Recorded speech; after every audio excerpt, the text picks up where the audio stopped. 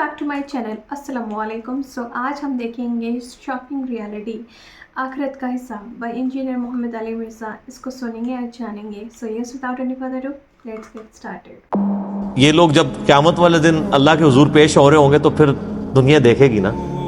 जीता वो जो उस दिन जीत गया, और हारा वो जो उस दिन हार गया।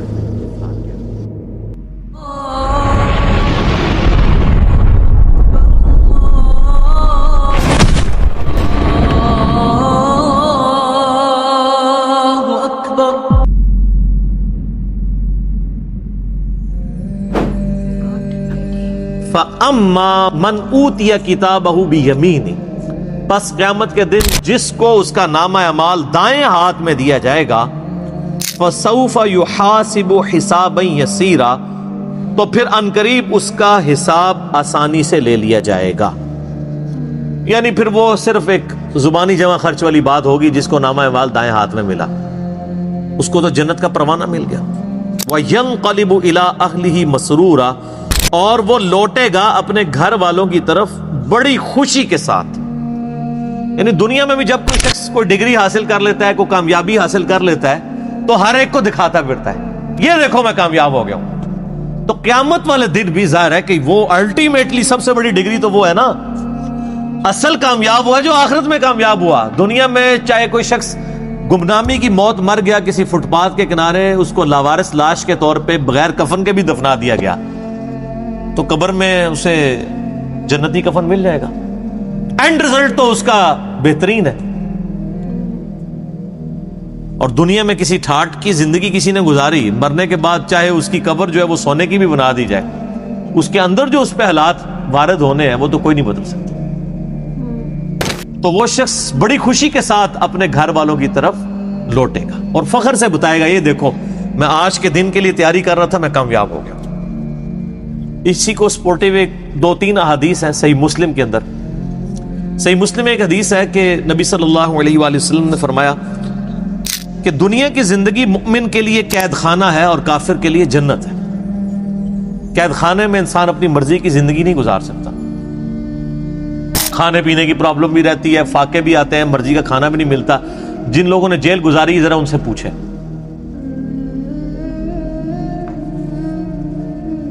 और काफिर अपनी मर्जी की जिंदगी गुजारता है, इसलिए उसने दुनिया को जन्नत बनाया।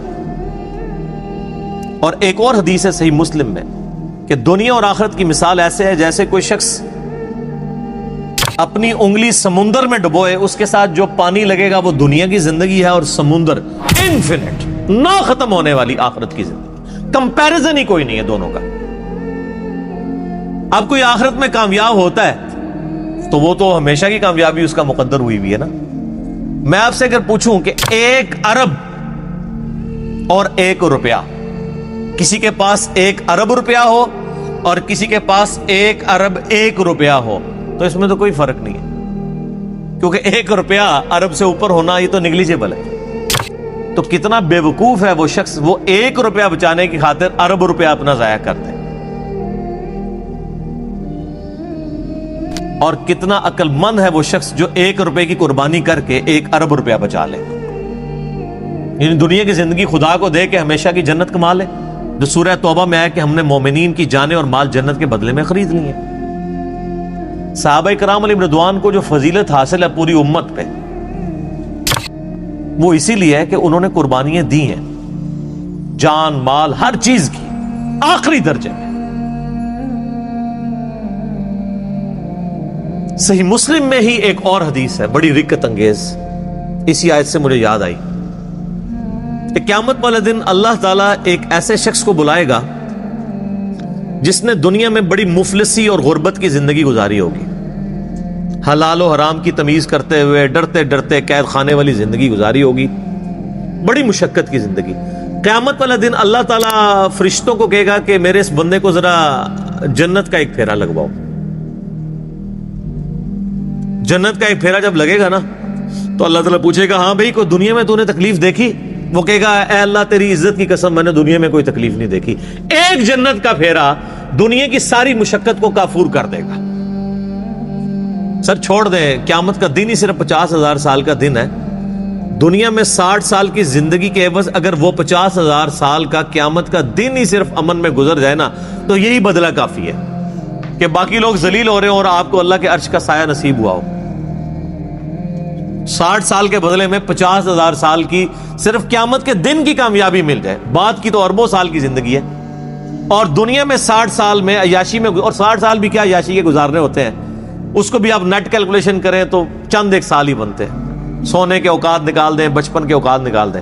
اس کے بدلے اور کوئی عذاب نہ بھی ہو، قیامت کے دن کا 50,000 سال کا دن ہی عذاب میں کاٹنا پڑ جائے تو یہی بہت بڑا عذاب ہے. اللہم اجرنا من النار، آمین.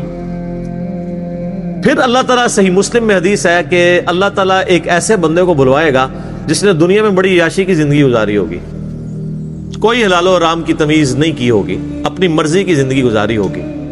اور میں اکثر کہتا ہوں کہ دنیا آپ اللہ کی مرضی کی گزاریں، آخرت آپ کی مرضی کی ہوگی. اور اگر دنیا آپ نے اپنی مرضی کی گزاری تو آخرت پھر اللہ کی مرضی کی ہوگی. اللہ تعالیٰ فرمائے گا ذرا اسے ایک پھیرا لگاؤ نا دوزخ کا.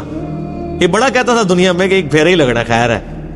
کہتے ہیں نا مسلمان، یہودیوں سے ہی مستعار لی ہوئی ہے نا یہ چیز. یہودی بھی یہی کہتے تھے کہ اگر اللہ نے ہمیں دوزخ میں بھیجا تو چند دن کے لیے بھیجے گا، الٹیمیٹلی تو ہم بخشے بخشائے ہیں. اللہ نے فرمایا تم نے کوئی عہد لے لیا اپنے رب سے اس معاملے میں؟ یہاں تو ایسے بڑی آسانی سے لوگ یہ کہہ دیتے ہیں. میں تو اکثر کہتا ہوں کہ ہم میں تو یہ بھی طاقت نہیں کہ ہم 10 سیکنڈ کے لیے موم بتی کے فلیم کے اوپر اپنا ہاتھ رکھ سکیں. جو شخص اتنا کمزور ہو وہ یہ دعویٰ کرے کہ خیر ایک پھیرا ہی لگے گا. سورہ الفرقان میں اللہ تعالیٰ فرماتا ہے کہ دوزخ تھوڑی دیر کے رہنے کے لیے بھی اور زیادہ دیر کے لیے بھی بدترین جگہ ہے، لیکن مسلمان کہتا ہے ایک پھیرا ہی لگے گا. کوئی 10 سیکنڈ کے لیے موم بتی کے فلیم پہ ہاتھ رکھ سکتا ہے؟ بخاری مسلم کے الفاظ ہیں، نبی علیہ السلام فرمایا کہ آخرت کی آگ دنیا کی آگ سے 70 گنا زیادہ تیز ہے. اس آگ میں صرف 10 سیکنڈ کے لیے ہاتھ نہیں رکھا جانا، پتہ نہیں کتنے عرصے کے لیے پھینکا جانا ہے، اور آپ کہتے ہیں ایک پھیرا ہی لگے گا. ہم دنیا میں اس سے بھی آسان مثال دیتے ہیں. اگر کوئی شخص کہتا نا ایک پھیرے سے کیا فرق پڑتا ہے، اسے کہیں کہ ہم آپ کو ایک فجر کی نماز چھوڑنے پہ صرف ایک پھیرا لگاتے ہیں فجر سے لے کے زور تک کا، ایک ایسے کمرے میں جو کمرے کا سائز ہوگا 10 فٹ بائی 10 فٹ، اس میں 100 کوبرا سانپ ہوں گے، 100 بچھو ہوں گے، 100 اژدہا ہوں گے. بس ایک ہی پھیرا لگنا ہے فجر سے زور تک. تو تصور سے انسان کو لگ پتا جاتا ہے. تو اس کا مطلب یہ ہے آخرت، چونکہ دنیا نقد ہے فوراً بندے کو خوف آتا ہے، آخرت ادھار ہے. انسان کہتا ہے نہیں خیر دیکھی جائے گی، چھاٹ ہی دے گا، کچھ بھی ہے اللہ تیرے محبوب کی امت سے. بولے اعوذ باللہ تعالی. تو اللہ تعالیٰ، صحیح مسلم کے الفاظ ہیں، اس جو بندہ کہتا تھا نا دنیا میں خیر ایک پھیرا ہی لگے گا، اللہ تعالیٰ کہے گا ذرا اس کو ایک پھیرا لگواؤ نا دوزخ کا. بڑی عیاشی کی اس نے دنیا میں. جب دوزخ کا ایک پھیرا لگے گا تو اللہ تعالیٰ پوچھے گا ہاں بھائی کوئی دنیا میں خیر دیکھی تو نے؟ کہ اللہ، وہ کہے گا اللہ تیری عزت کی قسم میں نے دنیا میں کوئی خیر نہیں دیکھی. دنیا کی ساری عیاشی دوزخ کے ایک پھیرے سے کافور ہو جائے گی. صرف پھیرا، ابھی تو پرماننٹلی جو اس نے جانا ہے وہ علیحدہ معاملہ ہے. تو یہاں کس طرح لوگ کہہ دیتے ہیں. اب اس پورے تناظر میں اس آیت کو اگر آپ سمجھیں کہ جسے دائیں ہاتھ میں نامہ اعمال دیا جائے گا اس کا حساب آسانی سے لیا جائے گا اور وہ بڑی خوشی کی حالت میں اپنے گھر والوں کی طرف لوٹے گا. وَأَمَّا مَنْ أُوتِيَ كِتَابَهُ وَرَاءَ ظَهْرِهِ، اور جسے اس کا نامہ اعمال اس کی پشت کے پیچھے سے دیا جائے گا، الٹے ہاتھ میں دیا جائے گا، الٹے ہاتھ میں اور پشت کے پیچھے سے. پشت کے پیچھے سے اس لیے دیا جائے گا اس کو کہ جب اس کا نامہ اعمال اس کے الٹے ہاتھ میں پکڑایا جائے گا نا تو اس کو پتا چل جائے گا میں فیل ہو گیا ہوں، تو وہ اپنا ہاتھ ہی پیچھے کر لے گا. یہ تو دنیا تو نہیں ہے نا کہ آپ دھوکہ دے لیں، بچ جائیں. دنیا میں تو ٹرین پہ بغیر ٹکٹ کے جو لوگ سفر کر رہے ہوتے ہیں، اگر ٹی ٹی آ جائے تو ایک کمرے سے دوسرے میں چلے جاتے ہیں، یہی کرتے ہیں نا، یا باتھ روم میں جا کے چھپ جاتے ہیں ٹکٹ نہ خریدنے کے لیے. تو سر یہ تو اللہ سے کون بچ سکتا ہے؟ کوئی نہیں بچ سکتا.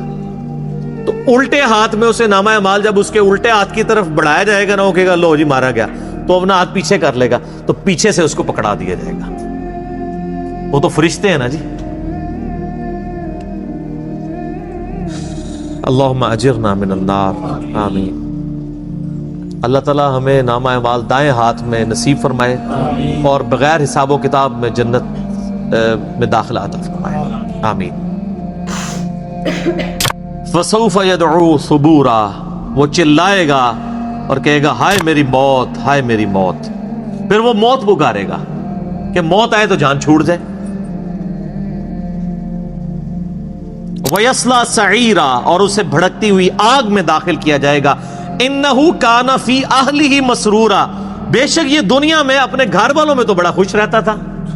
اچھا، اس میں امپلائڈ ہے کہ جو دوسرا ہے نا وہ گھر والوں میں خوش کوئی نہیں تھا،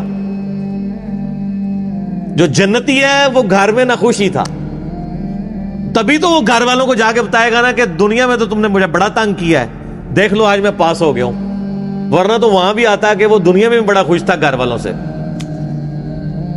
جو دوستی ہے نا اس کا ذکر ہے کہ وہ گھر میں خوش تھا دنیا میں، اور اب گھر والوں کے آگے جا کے روئے گا کہ تمہاری وجہ سے میں نے حلال اور حرام کی تمیز گنوا دی، آج دیکھو میں مارا گیا ہوں۔ لیکن اس وقت رونے پیٹنے سے فائدہ کوئی نہیں ہونا۔ وہی اولاد جس کے لیے اس نے دنیا میں مشقت اٹھائی تھی اور دنیا میں عیاشی کی زندگی ان کو گزارنے کے لیے خود حرام کی کو جو ہے وہ کمایا تھا، مارا جائے گا۔ اب دیکھ لیں اللہ تعالیٰ مارا ہے کہ وہ دنیا میں بڑا خوش تھا اپنے اہل و عیال کے اندر۔ یہ حقیقت بات ہے، جو دین کے راستے پہ چلے نا جی سر، دنیا اس کی پھر آسان نہیں ہوتی، ورنہ انبیاء کرام علیہ السلام کی دنیا آسان ہو جاتی۔ یہ جو جب دعا بھی کی جاتی ہے نا، ربنا آتینا فی الدنیا حسنہ وفی الآخرۃ حسنہ وقنا عذاب النار، اس حسنہ سے قطعاً یہ مراد نہیں ہے کہ آپ دنیا سکون کی آپ کی گزرے گی اس حوالے سے کہ آپ کو دنیاوی نعمتیں مل جائیں گی، نہیں، صرف یہ ہوگا کہ دنیا میں جو تکلیفیں آئیں گی نا وہ برداشت کرنا آسان ہو جائیں گی۔ تکلیف سے کسی کو چھٹکارا نہیں ہے۔ وَلَنَبْلُوَنَّكُمْ بِشَيْءٍ مِّنَ الْخَوْفِ وَالْجُوعِ وَنَقْصٍ مِّنَ الْأَمْوَالِ وَالْأَنفُسِ وَالثَّمَرَاتِ، ضرور آزمائیں گے، تھوڑے سے خوف سے، بھوک سے، جان اور مال میں نقصان کے ذریعے۔ ہمیں بظاہر بڑے آسودہ حال نظر آنے والے لوگ بھی اگر آپ ان کی پرسنل لائف میں جائیں تو انہیں دنیا میں بڑی تکلیف ہوتی ہے۔ ہمیں نظر آ رہا ہوتا ہے کہ یہ بندہ دین کے ساتھ جڑا ہے تو شاید بڑے سکون کی زندگی گزار رہا ہے۔ ہر بندے کی اپنی ایک سٹوری ہوگی۔ خیر دین سے جڑے یا نہ جڑے تکلیفیں تو آنی ہیں، لیکن دین کے ساتھ جڑے ہوئے ہوں گے تو تکلیفوں کو سہنا آسان ہو جائے گا، دنیا حسنہ بن جائے گی، صبر نصیب ہو جائے گا۔ سیدنا ابو ذر غفاری رضی اللہ تعالیٰ عنہ علیہ السلام کی پوری زندگی تکلیف سے معمور ہے۔ میرا یوٹیوب پہ کلپ بھی ہے، کبھی آپ کو موقع ملے، میں رات کو اپنا وہ کلپ دوبارہ دیکھ رہا تھا، بڑا رکت انگیز کلپ ہے سیدنا ابو ذر غفاری کے اوپر، ان کی لائف کے اوپر۔ مستدرک الحاکم میں جب ابو ذر غفاری کے اوپر چیپٹر بند ہے نا انہوں نے، امام حاکم نے، اور احادیث لے کے آئے ہیں، تو پہلی حدیث آپ کو پتہ ہے کون سی لے کے آئے ہیں؟ یہی والی جامعہ ترمذی کی، کہ سب سے زیادہ تکلیفیں انبیاء پہ آتی ہیں، اس کے بعد ان پہ جو انبیاء کے بعد اللہ کو محبوب ہوتے ہیں۔ حضرت ابو ذر غفاری کی فضائل اور ان کی زندگی کے حالات پہ حدیثیں لکھنے سے پہلے انہوں نے چیپٹر کی ہیڈنگ بنا کے نا ابو ذر غفاری کا بیان، پہلی حدیث یہ، حالانکہ اس حدیث میں حضرت ابو ذر غفاری کا ذکر نہیں تھا، لیکن انہوں نے بتایا کہ اب آئندہ جو تم حدیثیں پڑھو گے نا وہ اس تناظر میں سمجھنا کہ ابو ذر غفاری کی زندگی غم سے معمور اس لیے ہے کہ نبیوں کے بعد اس کا مرتبہ ہے۔ جامعہ ترمذی میں حدیث ہے صحیح سند سے، اس نیلی چھتری آسمان کے نیچے ابو ذر غفاری سے زیادہ سچا انسان نبی علیہ السلام نے فرمایا کوئی نہیں ہے۔ یار اللہ کے نبی جو صادق اور امین ہے، وہ جس شخص کے بارے میں کہہ رہے ہو کہ آسمان کے نیچے سے زیادہ سچا انسان کوئی نہیں۔ اور ترمذی میں حدیث ہے، نبی علیہ السلام نے فرمایا کہ اس نیلی چھتری آسمان کے نیچے میری امت میں عیسیٰ ابن مریم کی مثل دنیا سے زہد پہ اگر کوئی ہے تو ابو ذر غفاری ہے۔ عیسیٰ کی مثل، حضرت عیسیٰ ابن مریم کے بارے میں روایتوں میں ملتا ہے کہ وہ دنیا سے اس قدر زہد اختیار کیے ہوئے تھے کہ وہ برتن بھی پانی پینے کا استعمال نہیں کرتے تھے، وہ کہتے تھے یہ بھی دنیا کا مال ہے، ہاتھ سے پانی پیا کرتے تھے۔ تو نبی علیہ السلام فرمایا میری امت میں یعنی دنیا کو 3 طلاقیں دینے والا اور آخرت کی طرف رجوع رکھنے والا، دنیا سے زاہد اگر کوئی شخص عیسیٰ ابن مریم کی مثل ہے تو وہ ابو ذر غفاری ہے۔ تو سر پھر یہ لوگ جب قیامت والے دن اللہ کے حضور پیش ہو رہے ہوں گے تو پھر دنیا دیکھے گی نا جیتا وہ جو اس دن جیت گیا اور ہارا وہ جو اس دن ہار گیا. تو اللہ تعالیٰ ماتا ہے کہ یہ دنیا میں بڑا عیاشی میں تھا. انہو ظن ان لن یحور، وہ تو دنیا میں خیال کرتا تھا اسے لوٹ کے گویا اللہ کے پاس آنا ہی نہیں ہے. واقعی ہمارے مسلمانوں کی اکثریت بھی ایسی زندگی گزاری ہے گویا کہ اللہ کے سامنے پیش ہی نہیں ہونا. بلے شاہ سا مرنا نہ ہی گور پیا کوئی اور. کتنے جنازے اٹھاتے ہیں یہ کبھی تصور ہی نہیں آتا. حسن بصری فرماتے ہیں رحمہ اللہ تعالی، تابعی ہیں، حضرت سیدنا حسن ابن علی کے شاگرد بھی ہیں. وہ کہتے ہیں کہ میں نے صحابہ اکرام کا زمانہ ایسا پایا کہ میت جب اٹھتی تھی نا تو ہر شخص ہی رو رہا ہوتا تھا. نئے آنے والے بندے کے لیے مشکل ہوتا تھا کہ میں تعزیت کس سے کروں، کہ ان میں سے کون ہے بندہ جس کا رشتہ دار مرا ہوا ہے. ہر بندہ ہی رو رہا ہوتا تھا اس لیے کہ وہ اپنی قبر کو یاد کر رہا ہوتا تھا. تو نئے بندے کے لیے تعزیت کرنا مشکل ہو جاتی تھی کہ مریا کی دعویچوں سارے ہی رو رہے ہوتے تھے. ظاہر ہے جی صحابہ کا زمانہ نبی الاسلام سے متصل، انہوں نے حضور کی صحبت کی ہوئی تھی. صحیح مسلم میں حدیث ہے کہ عبداللہ بن عمر کہتے ہیں کہ نبی الاسلام نے میرے کندھے پہ یوں ہاتھ رکھ کے نا جھٹکا دیا اور فرمایا کہ عبداللہ اپنے آپ کو مردوں میں شمار کرنا، زندوں میں نہیں. تو وہ تو ہر وقت جان ہتھیلی میں رکھ کے پھر رہے ہوتے تھے. صحیح بخاری میں حدیث ہے، آپ ایک چوراہے سے گزرے، کچھ لوگ ہنس رہے تھے صحابہ میں سے، آپ رک گئے، آپ نے فرمایا کہ جو میں جانتا ہوں اگر تم جانتے تو بہت کم ہنستے زندگی میں، زیادہ روئے ہی کرتے. تو جن لوگوں نے یہ ساری چیزیں آبزرو کی ہوئی تھی نا نبی الاسلام کی مبارک زندگی سے، ان کی پھر حالت یہی ہوتی تھی. انسان کو یہ کبھی گمان ہی نہیں ہوتا کہ اس نے لوٹ کے بھی اللہ کے پاس جانا ہے. بلا کیوں نہیں، ان ربہ کان بہ بصیرا، بے شک تیرا رب تو خوب دیکھ رہا تھا جب وہ اعمال کر رہے تھے. دنیا میں بے شک جتنی بڑی عیاشی کی ہے وہ کہیں نوٹ ہو رہی تھی، تیرا رب دیکھ رہا تھا. اور وہ رب کا ہی حوصلہ ہے کہ دیکھ رہا ہے اور ڈھیل دیتا رہتا ہے، لیکن جب پھر کھینچے گا نا تو پھر کسی کا لحاظ نہیں ہے. بخاری مسلم کی حدیث ہے، اے میری بیٹی فاطمہ میرے مال سے جو کچھ لینا ہے لے لے، اگر اللہ نے تجھے پکڑ لیا قیامت کے دن میں تجھے اللہ سے چھڑا نہیں سکوں گا. اے میری پھپھی صفیہ میرے مال سے جو لینا ہے لے لے، اگر اللہ نے تجھے پکڑ لیا تو میں اللہ کے حضور تیرے کچھ کام نہیں آؤں گا. اے میرے چچا عباس، ایک ایک رشتہ دار کو آپ نے، پھر آپ نے کہا اے بنو ہاشم میرے خاندان کے لوگوں. آپ لوگ کہہ رہے ہیں کچھ بھی ہے تیرے محبوب کی امت سے ہیں، اور محبوب کے جو رشتہ دار ہیں خونی رشتہ دار ان کو حضور کہہ رہے ہیں کہ میرے مال سے جو لینا ہے میں تمہیں دے سکتا ہوں، اگر اللہ نے پکڑ لیا تو میں تمہارے کچھ کام نہیں آؤں گا. پیر فقیر تے ویسے ہی سائڈ تے کر دو، انہوں نے کھنگڑ ہی نہیں کسی نے دینا. جدھر شافع محشر صلی اللہ علیہ وآلہ وسلم یہ بات کر رہے ہیں، کیونکہ شفاعت بھی اللہ کی اجازت سے ہونی ہے جس کے لیے اللہ حکم فرمائے گا. دھونس کے ساتھ شفاعت بھی نہیں، شفاعت بالاذن ہے. تو باقی کس کھاتے میں ہے کہ جی میں اس وقت تک جنت میں نہیں جاؤں گا جب تک سارے مرید نہ جنت میں لے جاؤں. اور تنو آپ کسی نے وڑن دینا ہے انی وڈی گلاں. اچھا یہ باتیں سن کے لوگ سبحان اللہ کہہ رہے ہوتے ہیں، حالانکہ کتنا متکبرانہ جملہ ہے.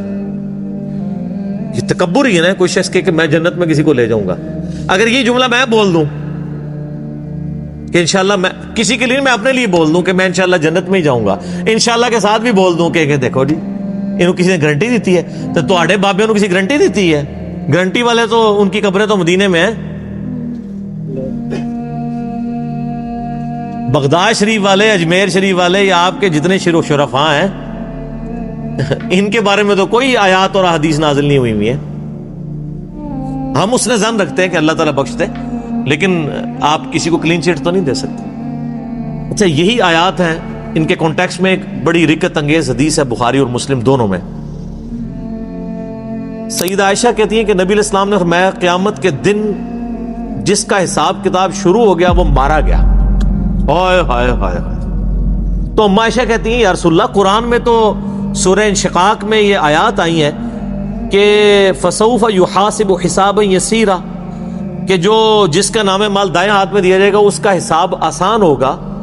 تو میں تو یہی سمجھتی ہوں کہ جس کا نامہ مال دائیں ہاتھ میں دیا جائے گا حساب اس کا بھی ہوگا، اور جس کا نامہ مال بائیں ہاتھ میں دیا جائے گا حساب اس کا بھی ہوگا۔ اور آپ فرما رہے ہیں کہ جس کا حساب کتاب شروع ہو گیا وہ مارا گیا، تو آپ نے فرمایا عائشہ یہ حساب وہ حساب نہیں ہے، یہ تو بس صرف سرسری بات ہوگی۔ جس کا حساب شروع ہو گیا اور اللہ نے پوچھ دیا یہ کیوں کیا، وہ مارا گیا۔ یہ جنتی وہ ہوں گے جن کا حساب ہونا ہی نہیں ہے۔ یہ جو ہے نا ان کا حساب آسان ہوگا۔ حساب آسان یہ ہے کہ ٹوٹل پورا، اچھا جی ہاں جی نیکیاں 1 ارب، گناہ 1 کروڑ، ٹھیک ہے جی بس۔ لیکن اگر پوچھ لیا کہ یہ کیوں کیا، وہ مارا گیا۔ تو آپ اندازہ لگائیں کہ نبی علیہ السلام نے کتنے سخت لفظ استعمال فرمائے ہیں کہ جس کا حساب شروع ہو گیا وہ مارا گیا۔ تو اسی لیے ہم کہتے ہیں اللہ بغیر حساب و کتاب کے جنت میں داخلہ عطا فرمانا، ٹھیک ہے نا جی۔ تو آمین بھی کریں اور کوشش بھی کریں، اصل چیز تو یہ ہے۔ صحیح مسلم میں حدیث ہے، سیدنا ربیعہ رضی اللہ تعالیٰ عنہ نبی علیہ السلام کو وضو کروایا کرتے تھے۔ ایک دن آپ صلی اللہ علیہ وآلہ وسلم کا سمندر رحمت جوش میں آیا، فرمایا سل ربیعہ، ربیعہ مانگ، آج کیا مانگتا ہے، اجرت مانگ لے جو نبی کی تو خدمت کرتا ہے۔ صحیح مسلم میں حدیث ہے۔ ان کا یا رسول اللہ جنت میں آپ کا پڑوس چاہیے۔ بہت کیا تیاری کر کے رکھی ہوئی تھی، کوئی ورکنگ نہیں کرنی پڑی، اور کائنات کی سب سے بڑی چیز مانگ لی۔ کائنات میں اگر خدا سے کوئی چیز مانگی جا سکتی ہے نا، ویسے تو سب سے بڑی چیز یہ ہے کہ انسان نبوت مانگ لے، وہ تو مل نہیں سکتی، وہ وحی ہے۔ اس لیے نبوت کا سوال یا دعا کرنا تو حرام ہے، کیونکہ یہ تو اللہ نے بین کی ہوئی ہے۔ نبوت کے بعد اگر اللہ سے کوئی سب سے بڑی چیز کائنات میں مانگی جا سکتی ہے نا، وہ یہ ہے کہ جنت میں نبیوں کا پڑوس، کیونکہ اللہ تعالیٰ کی رحمت کی سب سے بڑی جو ایگزیکیوشن ہے وہ کہاں پہ ہونی ہے؟ جنت میں۔ اور جنت میں بھی سب سے بڑی رحمت کا مقام انبیاء کرام جس جنت میں ہوں گے، اور پھر انبیاء کے امام سیدنا محمد رسول اللہ صلی اللہ علیہ وآلہ وسلم کا پڑوس جسے جنت میں مل جائے، تو سر کائنات میں اس سے کوئی بڑی خواہش کسی سے کی جا سکتی ہے؟ یہی ہے۔ تو ہم بھی اکثر اللہ سے یہ دعا کرتے ہیں کہ اللہ تعالیٰ ہمیں نبی علیہ السلام کا پڑوس نصیب فرمائے، آمین۔ لیکن اس کے لیے پھر نبیوں والا کام کرنا پڑے گا۔ کنتم خیر امۃ اخرجت للناس تأمرون بالمعروف وتنہون عن المنکر وتؤمنون باللہ۔ نبیوں والا کام کریں، نبیوں والا جو ہے وہ آپ ریوارڈ اللہ سے حاصل کر لیں انشاءاللہ تعالی۔ یہ ہر بندے کی ذمہ داری ہے۔ تو سیدنا ربیعہ نے کہا یا رسول اللہ جنت میں آپ کا پڑوس مل جائے اور کیا چاہیے؟ تو آپ علیہ السلام نے فرمایا پھر کثرت سجود سے میری مدد کر، وہ بھی کلین چیٹ نہیں، کثرت سجود سے میری مدد کر، یعنی تو نمازیں پڑھ، اپنے اعمال کو سیدھا رکھ تو میں بھی سفارش کر دوں گا۔ یعنی خالی کھلی ڈگری نہیں ملنی ہے، محنت تجھے بھی کرنی پڑے گی۔ کثرت سجود سے میری مدد کر تو جنت میں تجھے پڑوس مل جائے۔ تو بغیر محنت کے کوئی چیز حاصل نہیں ہوتی۔ آؤٹ اسٹینڈنگ بیان۔ بیان سن کر دل کو بہت اطمینان اور سکون ملا، کیونکہ جیسے انہوں نے یہ بات بولی نا کہ جیسے کہ ایمان والے کے لیے دنیا ایک جیل سے کم نہیں ہے، اور جو ڈس بلیور ہے اس کے لیے دنیا جنت ہے۔ پھر یہ بات بھی انہوں نے بولی کہ جیسے کہ ہم سوچتے ہیں کہ اگر ہم بہت ساری چیزوں پہ عمل کرنے لگیں گے یا ہم اچھائی یا نیکیاں کرنے لگیں گے تو ہمارے لیے جو ہے دنیا آسان ہو جائے گی، کبھی کوئی پریشانی ہی نہیں آئے گی۔ تو جب ہم ایمان اور سچ پہ چلتے ہیں تو یہ ہوتا ہے کہ ہمارا دل مطمئن ہوتا ہے، اور حالانکہ پریشانیاں تکلیف آتی ہیں بٹ ہمارا دل مطمئن ہوتا ہے، اور ہم ان تکلیفوں کو فیس کرنے کے لیے ریڈی ہو جاتے ہیں۔ کسی بھی آزمائش کو جھیلنے کی قوت اللہ تعالیٰ دے دیتے ہیں اپنی طرف سے۔ تو یہ چیز ہے، کیونکہ بائی دا ٹائم ایسا ہوتا ہے کہ جب ہم بہت زیادہ گمراہیوں میں ہوتے ہیں یا عمل نہیں کر رہے ہوتے ہیں، تو اور جیسے کہ اپنی مرضی کی زندگی گزار رہے ہوتے ہیں، تو ہم پہ اگر جیسے کوئی آفت بھی آتی ہے تو ہمیں یہ ڈائریکشن نہیں پتہ ہوتا کہ ہمارے لیے کون سی بیسٹ ڈائریکشن ہے، اور نہ ہی ہمیں اس وقت صبر آ رہا ہوتا ہے۔ تو جیسے کہ ایک اور ویڈیو میں نے سنا تھا کہ صبر کیسے آئے گا، تو اس میں انہوں نے یہی بولا کہ صبر کرنے سے آئے گا، صبر کرنے سے آئے گا۔ تو وہی چیز ہے کہ جب ہم عمل کرنے لگتے ہیں یا چیزوں کو سچ صحیح اور غلط کو پہچاننے لگتے ہیں تو آٹومیٹکلی صبر آنے لگتا ہے۔ اور موسٹ امپورٹنٹ تھنگ از کہ اس دنیا میں آپ سے کوئی بھی راضی نہیں ہوگا، تو صرف اللہ کو راضی کرنا چاہیے۔ اور دا تھنگ از کہ at the end of the day only Allah and you, مطلب آخرت میں صرف اللہ اور آپ ہوں گے، تو اس لیے کسی کے ججمنٹ سے نہ ڈریں، صرف اللہ کو راضی کریں۔